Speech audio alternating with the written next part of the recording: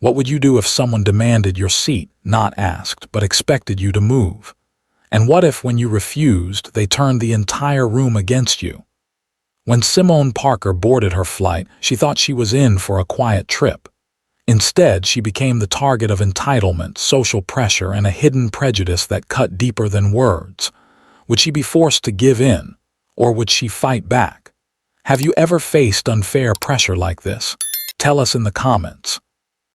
The terminal at John F. Kennedy International Airport was as chaotic as ever, a steady hum of announcements blending with the chatter of travelers rushing to their gates.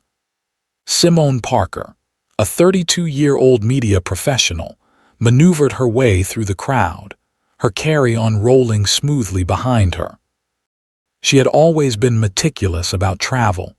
Book early, check in on time, and always choose the best seat possible.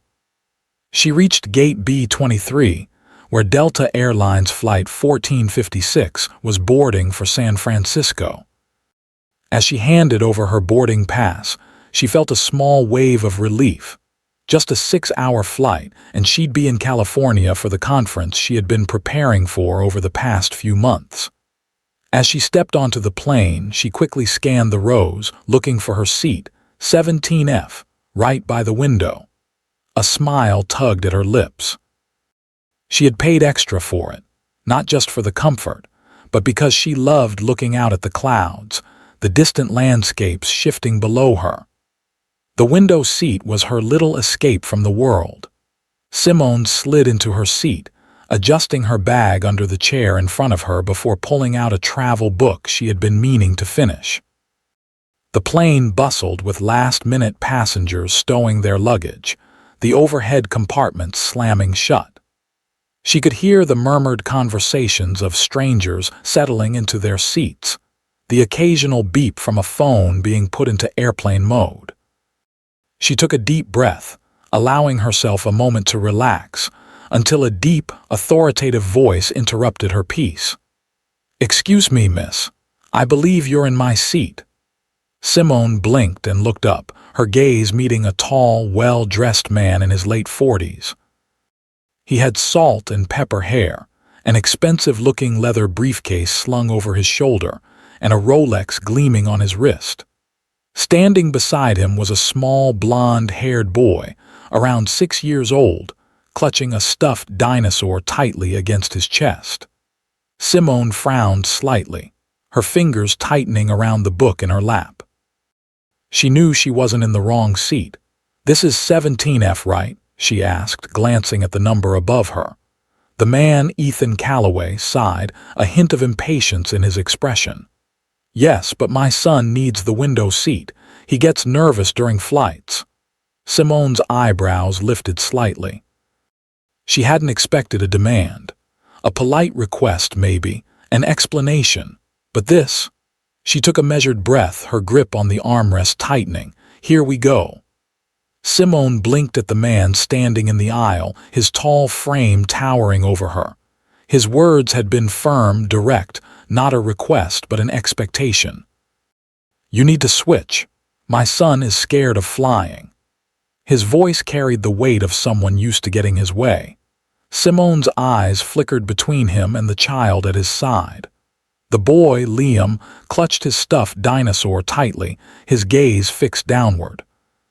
His small fingers picked absently at the fabric of his hoodie, and he shifted his weight from foot to foot.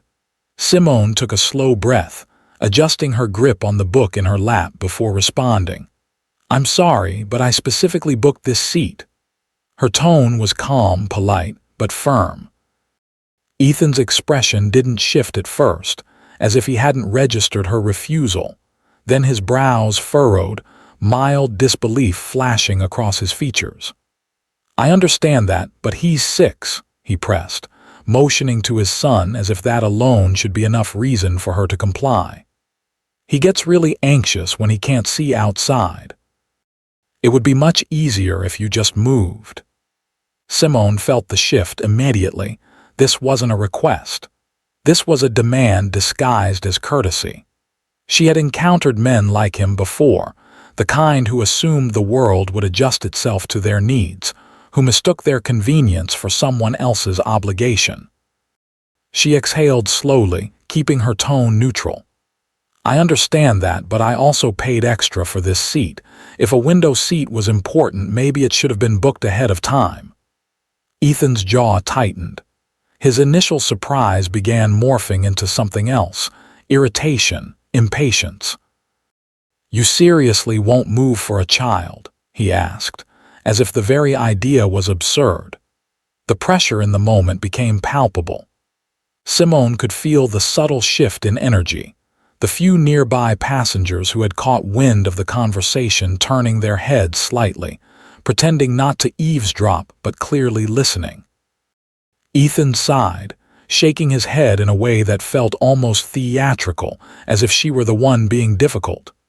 "Wow, I wasn't expecting this level of selfishness." Simone's fingers curled slightly into the armrest, heat creeping up her neck. There it was. The shaming tactic. She had seen it before. The expectation that she should shrink, accommodate, bend under the weight of guilt. And she knew if she had been anyone else, older, male, white, the approach might have been different. Still, she kept her voice even. "Sir, I paid for my seat. I am not moving." Ethan exhaled sharply through his nose, his patience thinning fast. The boy beside him remained silent, staring at the floor. And just like that, Simone knew this wasn't about the child. This was about power, and Ethan wasn't used to losing. Ethan let out a sharp exhale, his frustration shifting into something more deliberate. He took a step back, adjusting his stance as if preparing for an audience. His voice, no longer directed just at Simone, rose slightly, ensuring the surrounding passengers could hear. "Can you believe this?" He scoffed, shaking his head dramatically. "A grown woman refusing to help a child." His words landed exactly as intended. The nearby passengers paused, some looking up from their phones, others subtly turning their heads. A woman in the aisle froze mid-motion, her hand gripping the overhead compartment handle. The couple across the row exchanged a glance but remained silent. The tension in the cabin thickened. Simone felt it immediately, the silent pressure to concede, to take the easy route and avoid the growing discomfort. But she had done nothing wrong. She forced herself to remain calm, gripping the armrest. If she wavered now, he would win. "I paid for this seat," she repeated evenly. "If it was that important, you should have booked accordingly." Ethan let out a sharp, humorless laugh, running a hand through his perfectly styled salt and pepper hair. "Wow, just wow." He gestured vaguely as if speaking to the entire plane. "This is what's wrong with people today. No kindness, no decency, just selfishness." Simone braced herself. This was how men like him operated: turn the situation into a morality debate, make it look like she was the problem. She could already see the effect, the hesitance in some passengers' eyes, the flicker of doubt. Some were conflicted, wondering if they should say something. Others seemed annoyed but weren't sure at whom. She could almost hear the silent debate in their minds. Why not just switch? Would it really be that big of a deal? Why should she have to? It was an unfair position to be placed in, but Simone had spent too many years recognizing this tactic. She took a deep breath, her voice calm but firm. Decency isn't forcing a stranger to give up something they paid for. Ethan's nostrils flared, his jaw tightening. But he wasn't done. He leaned in slightly, lowering his voice just enough to feign a reasonable tone but still loud enough for his audience to hear. "Look, I get it," he said, his voice dripping with condescension. "You're trying to make a point. But this is a 6-year-old child." Simone's gaze flickered to Liam, who still hadn't spoken. The boy clutched his stuffed dinosaur tightly, his fingers idly twisting the fabric of his hoodie. He wasn't crying. He wasn't panicked. He wasn't pleading for the seat himself. This wasn't about him. Simone met Ethan's glare, her voice unwavering. "I'm not moving." A muscle in Ethan's jaw ticked. His fingers tightened on the seat in front of her, his frustration now barely concealed. He stared at her for a long moment, his lips pressing into a thin line. And then he exhaled sharply, muttering something just low enough that it wasn't entirely clear. Simone didn't catch the first part, but she heard the last word. Typical. A sharp, cold pulse of anger shot through her. She knew exactly what he meant by that. Her grip on the armrest tightened, but she didn't react. She wouldn't give him the satisfaction, but she wasn't the only one who noticed. A voice from across the aisle spoke up, cutting through the tension. She paid for her seat. The words were simple, matter of fact, unapologetic.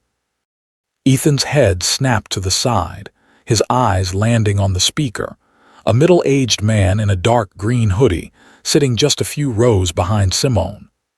The man wasn't looking at Ethan. He was looking at the flight attendant who had just arrived. Simone turned slightly, her eyes catching the sharp, assessing gaze of a uniformed woman standing in the aisle. Her name tag read Madeline Russo. She had the posture of someone who had seen this exact kind of confrontation before and was already over it. Her tone was calm but firm. "Is there a problem here?" Simone exhaled slowly. And just like that, everything shifted. A hush fell over the immediate rows, the weight of the confrontation settling heavily in the air.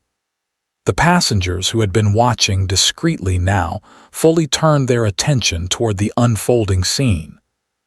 The flight attendant, a woman in her mid-40s with a crisp navy uniform and a name tag reading Madeline Russo, approached the row with the kind of presence that commanded authority without raising her voice. She had seen disputes like this before, and she wasn't about to let it spiral out of control. Her gaze swept over the situation, taking in Simone's calm but firm posture, Ethan's stance in the aisle, and the subtle but unmistakable tension in the air. "Is there a problem here?" Ethan turned instantly, his frustration shifting into an exaggerated display of indignation. "Yes, actually, there is," he said, crossing his arms. "This woman won't give up her seat for my son." His words were deliberately chosen, spoken with just enough volume and emphasis to frame Simone as the unreasonable one. Simone exhaled slowly, keeping her expression neutral. She had expected this. Ethan flipping the script, making himself the victim, making her look cold and uncooperative. Madeline didn't react immediately. She simply looked to Simone, her expression unreadable. "Ma'am, this is your assigned seat." Simone nodded, her voice even. "Yes, 17F. I booked it in advance." Madeline gave a curt nod before turning back to Ethan. "Sir, she has the right to keep her seat." Ethan's face darkened, the easy charm he had been using on the surrounding passengers fracturing slightly. "I know that," he said, gesturing sharply toward Liam, who still sat quietly beside him. "I'm asking if your airline actually cares about customer service. He's 6. He gets anxious. I was hoping for some flexibility." His tone had shifted, from commanding to performative, from expectation to manipulation. Play the sympathy card. Make the airline look bad if they don't comply. Make Simone look worse if she doesn't bend. Madeline inhaled slowly, measuring her response carefully. "Sir, we do our best to accommodate passengers when possible. However, customer service does not mean asking another paying passenger to forfeit their assigned seat." A ripple of silent approval seemed to pass through some of the passengers. A few nodded slightly, as if reassured that someone in authority had finally shut this down. Ethan, however, was far from finished. He let out a frustrated scoff, shaking his head as if Madeline had just confirmed his worst suspicions. "Unbelievable," he muttered, just loud enough for the people nearby to hear. Then, his voice rising again, he turned back to Madeline. "So that's it. Nothing you can do. You're telling me your airline is fine with this kind of behavior." His words were carefully chosen, designed to escalate the situation into a corporate issue. If he couldn't win the argument directly, he would try to make it about airline standards, customer treatment, and morality. Madeline's expression remained neutral, her training in de-escalation kicking in seamlessly. "Sir, if you require a window seat for your son, I'd be happy to check if there are any available in other parts of the plane." It was a fair offer, a solution that put the responsibility back on Ethan. But that wasn't what he wanted. He wanted Simone's seat. He wanted her forced to move because anything less than that felt like a loss to him. His lips curled into a tight, humorless smile, and he let out a dry laugh, his frustration barely contained. This is why customer service is dead. Simone, still silent, gritted her teeth slightly. This wasn't just about a seat anymore. Ethan wasn't asking for accommodation. He was demanding submission, and for once in his life he wasn't getting it. For a brief moment, everything seemed to settle. Madeline had made her ruling clear. Simone had every right to keep her seat. The flight attendant had even offered an alternative, yet Ethan refused to take it. The logical conclusion would have been for him to let it go. But Ethan wasn't a man who handled rejection well. He stood there, jaw clenched, hands gripping the seat in front of Simone. His face was set in an unreadable expression, but his eyes burned with frustration. And then, under his breath, just loud enough for Simone to hear, he muttered, "Figures, I should have expected this." Simone's stomach dropped. It wasn't what he said. It was how he said it. That tone. That undercurrent of resentment, of barely concealed disgust. She had heard it before. It was the kind of phrase that wasn't explicitly offensive, but it was loaded. A statement that said, "People like you always act this way." Simone felt a tightness in her chest, a familiar anger clawing its way up. She could have called him out, demanded he clarify what he meant. But she knew how this worked. If she reacted now, if she raised her voice, if she let even an ounce of her anger show, then suddenly she'd be seen as the aggressive one. She inhaled sharply, forcing herself to remain composed. Madeline, however, had caught it too. Her sharp eyes locked onto Ethan, her posture stiffening. "Sir," she said, her voice dropping to a warning tone, "I'd advise you to be very careful with your words."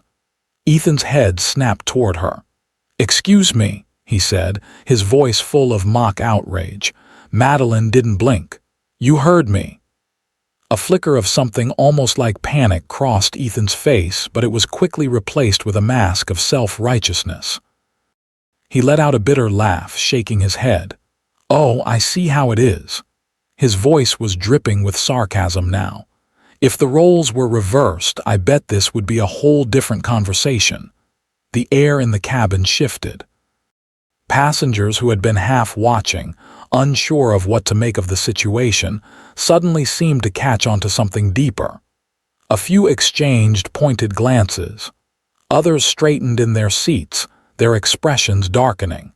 Simone could feel it. The energy had changed. Ethan had revealed his hand, and now the unspoken question lingered in the air. Was this ever really about a seat, or had it been about something else entirely? For a moment, there was silence.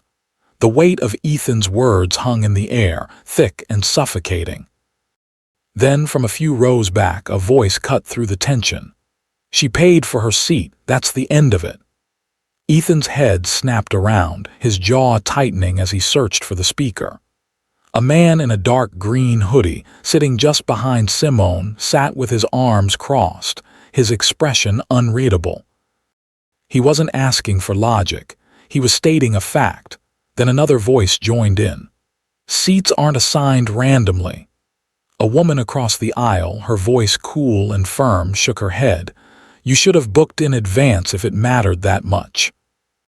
A few murmurs rippled through the surrounding rows, small, quiet confirmations of what should have been obvious from the beginning.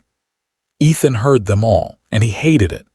His lips pressed into a thin line, his face darkening as he realized that the tide had turned against him. The thing about men like him, they only felt powerful when the world was on their side. But now he was losing.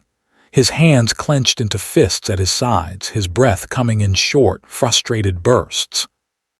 His face was a shade redder than before, and when he turned back to Simone, his voice came out sharp, biting. "I don't want my son sitting next to someone like her anyway."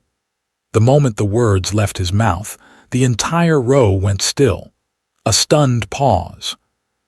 Then Madeline moved. Her stance shifted, her body squaring as her expression went from professional patience to steel-edged authority. "That's it." Her voice was sharp, decisive. "Either take your assigned seat or I will escalate this to the captain." Ethan blinked. He hadn't expected that reaction. For the first time since this started, he hesitated. But before he could say another word, another presence entered the scene. A tall male flight attendant, broad-shouldered with a firm expression, stepped beside Madeline. His name tag read Lucas Ramirez, and he radiated authority. "If you don't comply," Lucas said, his voice calm but firm, "we will have to remove you from the aircraft." The energy in the cabin shifted again. Ethan knew he had lost, but would he go quietly? That no one was sure of yet. Ethan stiffened, his lips pressing into a thin line as his gaze flicked between Madeline and Lucas. For a split second, Simone could see the battle happening behind his eyes, the part of him that wanted to keep arguing, pushing, winning. But he wasn't winning, not anymore. His face twisted with frustration as he turned to Madeline. "This is ridiculous," he hissed. "All I wanted was a little flexibility, a little common sense. And instead, I'm the one being treated like the problem." Madeline didn't flinch. She had seen men like this before. She pulled out her radio and pressed a button. "Captain, we have a non-compliant passenger in row 17. Ethan's nostrils flared. That was it. The point of no return. Passengers shifted in their seats, some turning away, pretending not to watch. Others had lost all pretense of subtlety, their gazes fixed on Ethan like they were watching a movie play out in real time. The murmurs started again. "About time.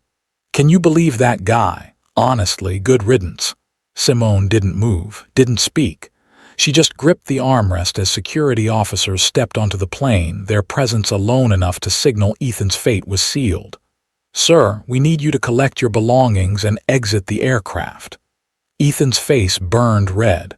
For a moment, Simone thought he might resist. Then finally, he exhaled sharply, ripping his carry-on from the overhead compartment. Without another word, he turned and marched toward the exit, his jaw tight, his movements stiff with barely restrained rage. His son, Liam, remained silent, clutching his stuffed dinosaur, following obediently behind him. As Ethan disappeared from view, a collective exhale seemed to sweep through the cabin. Passengers exchanged glances, some shaking their heads, others nodding in quiet approval. But Simone, she didn't feel victorious. She just felt tired, because she knew, if she had raised her voice, if she had let even a fraction of her frustration show, this story could have ended very, very differently. As the plane finally prepared for takeoff, Simone leaned back in her seat, exhaling slowly. The tension that had gripped her for the past several minutes was finally beginning to fade, but in its place was a familiar exhaustion, the kind that came from having to defend what should have never been in question. This had never just been about a seat. It had been about power, entitlement, and expectation. Ethan hadn't simply wanted a favor. He had demanded compliance. He had assumed that his needs outweighed hers, that she would fold under the pressure of judgment and social expectation. And when she didn't, he tried to shame her into submission. That was what made this situation so important. If you pay for something, you have the right to keep it. You don't owe explanations. You don't owe justifications. And most importantly, you don't owe your comfort to someone else's expectations. People will try to manipulate emotions to make you feel guilty. They will frame selfishness as kindness, hoping you'll cave just to avoid the weight of judgment. But sometimes, the strongest response is simply saying no and refusing to be guilt-tripped into compliance. Ethan didn't just want the seat, he wanted control. He wanted to dictate the rules to force Simone into conceding without question. But this time, society pushed back against his entitlement. She had held her ground, and in the end, that had been enough.